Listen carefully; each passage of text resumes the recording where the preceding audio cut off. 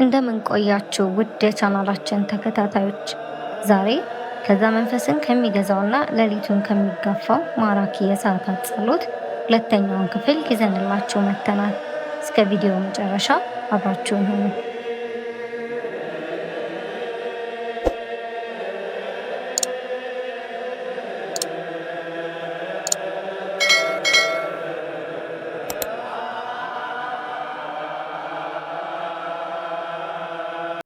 ይህ ምስጋናዋ በምድር ብቻ የተወሰነ አይደለም። ስብሕት በአርያም እየተባለ ሲቀጥል በሰማይ ባሉ መላእክት ዘንድ ጭምር ክብሯ ፍጹም ድንቅ እንደሆነ ይነገራል። ደራሲው የድንግል ማርያምን ንጽሕና በይበልጥ ሲያረቅ ወደ ጥልቁ ምስጢር በመግባት ምቅዳሰ ሐሊብ ይላታል።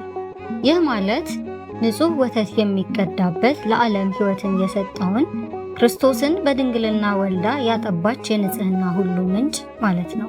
ከዚህ በኋላ ካህኑ ወደ ቅድስተ ቅዱሳን ይገባና የይድስዋ መላእክት የተባለውን መልአኩ ገብርኤል እመቤታችን ቅድስት ድንግል ማርያምን ያመሰገነበትን ምስጋና ከሕዝቡ ጋር እየተቀባበለ ያደርሳል።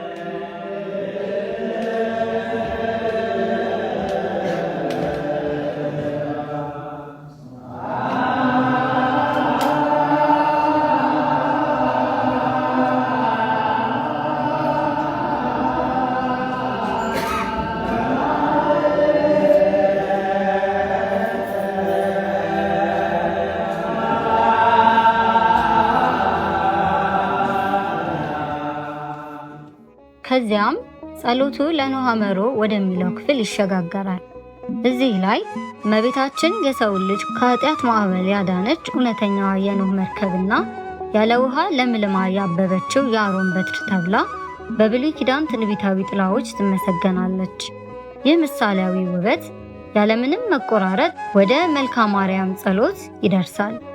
ይህም አካላቷን እያነሳ ንጽሕናዋን በስደት ያሳየችውን ጽናት ከመስቀሉ ስር የፈሰሰውን እናታዊ እንባዋን ሞቷን እና በክብር ወደ ሰማይ መሄዷን እየዘከረ የሚሄድ ነው።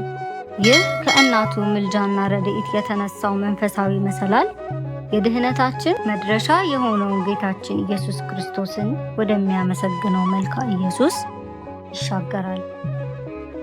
ይህም እንዲሁ የክርስቶስን አካላት እየጠቀሰ ያመሰግናል። የዮርዳኖስ ጥምቀቱን ያደረጋቸውን ተአምራቱን፣ የሕማሙን የሞቱን ድንቅ ነገር እያነሳና በስልጣኑ ሞትን ድል አድርጎ የተነሳበትን ታላቅ ትንሣኤውንና እርገቱን ያበስራል። አሁን ደግሞ አማኙ ነፍሱን በኃጢአትና በምድራዊ መከራ ስትጨነቅ ወደሚጮህበት እጅግ ልብ የሚነካ የልመና ማዕበል ውስጥ ይገባል። ይህ ክፍል ተፈሥሒ ማርያም ይባላል። ይህ የደስታ መግለጫ ቢሆንም ውስጡ ግን የሰው ልጅ ፍጹም ደካማነትና ወደ እናቱ የሚያደርገውን የለቅሶ ጩኸትም የያዘ ነው። በጭንቁ ሰዓት ፊቱን ወደ ቀራንዮ እናቱ አዙሮ እንዲህ ይላል።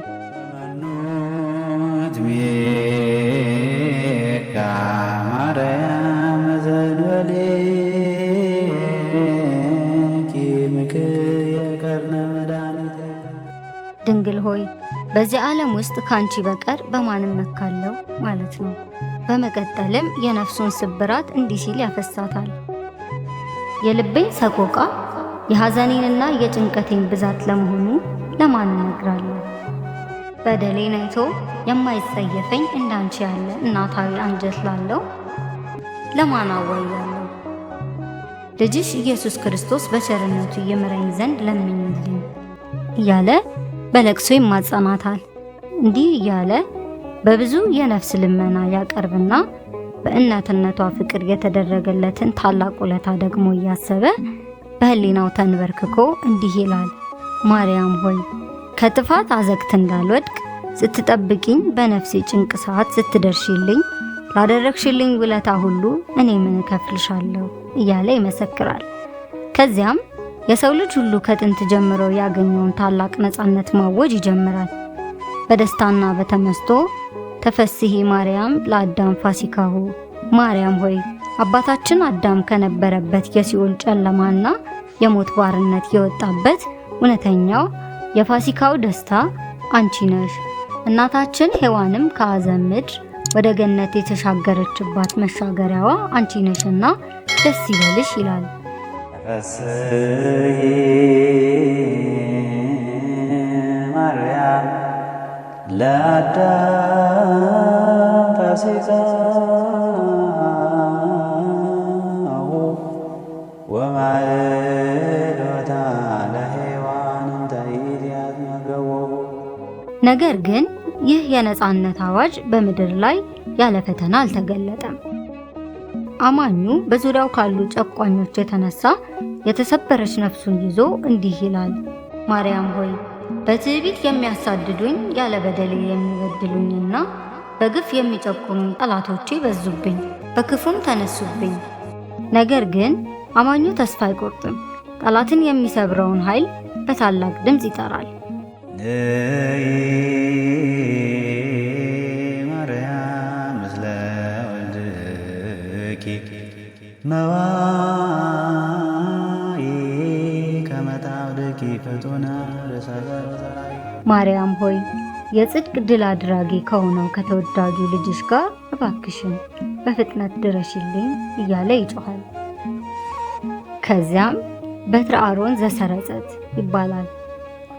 ያለ ውሃ የለመለመች የአሮን በትር ድንግል ማርያም ያለ ወንድ ዘር ክርስቶስን የመውለዷ ምሳሌ እንደሆነ ሁሉ ይህ የክርስቶስ ክቡር መስቀልም የሰው ልጅን ሕይወት ዳግም ያለመለመ እውነተኛ የጽድቅ በትር ነው እያለ ስለ መስቀል ክብርና በእርሱ ስለመመካት ይጸልያል። ከዚህ በኋላ እንደየዕለቱ የሚጨመር ቢኖርም በዋናነት ስብሐተ ፍቁር ዘአምላክና ዘእግዝእትነ ማርያም ይባላል።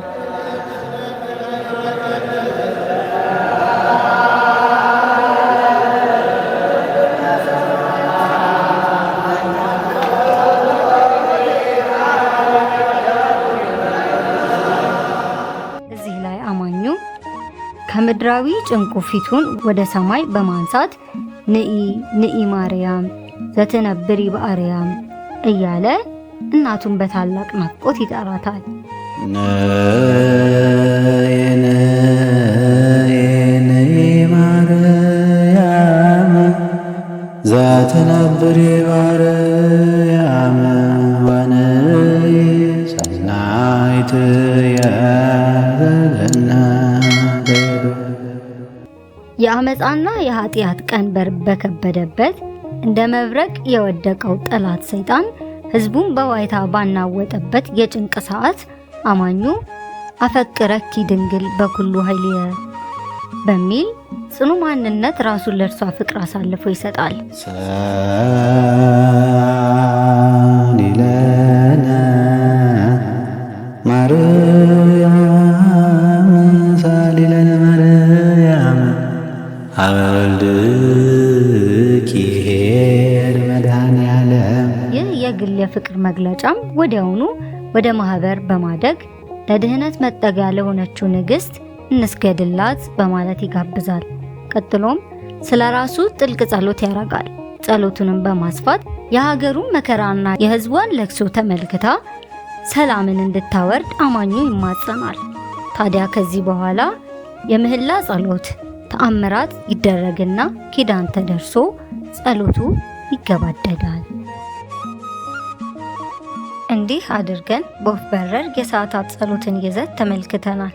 አብራችሁን ስለቆያችሁ እያመሰገንን ላይክ፣ ሼር፣ ሰብስክራይብ በማድረግ ቤተሰብ ይሁኑ።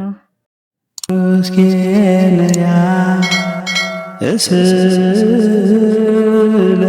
እስለኪ ማርያም በሃሌ